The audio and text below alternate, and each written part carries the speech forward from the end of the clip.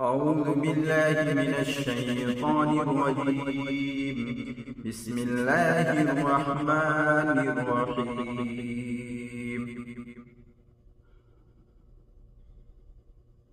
إذا السماء انشقت وأذنت لربها وحقت وإذا الأرض مدت وألقت ما فيها وتخلت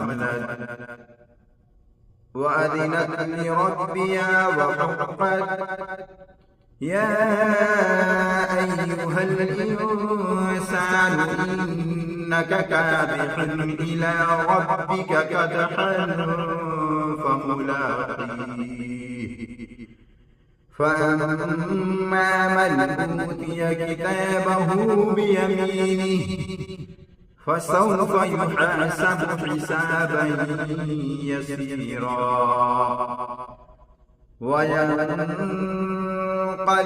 إلى أهله مسرورا وأما من أوتي كتابه وراء ظهره فسوف يدعو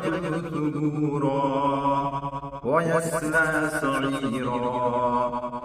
إنه كان في أهله مسرورا إنه ظن أن لن يحور بلى إن ربه كان به بصيرا فلا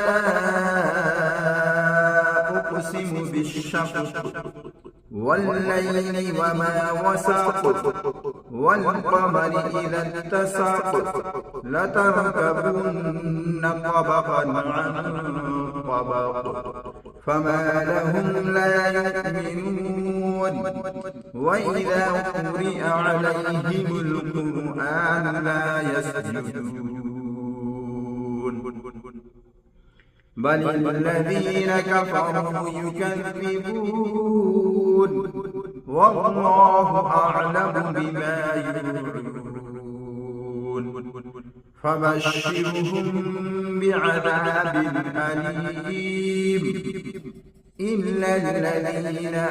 آمنوا وعملوا الصالحات لهم أجر غير ممنون.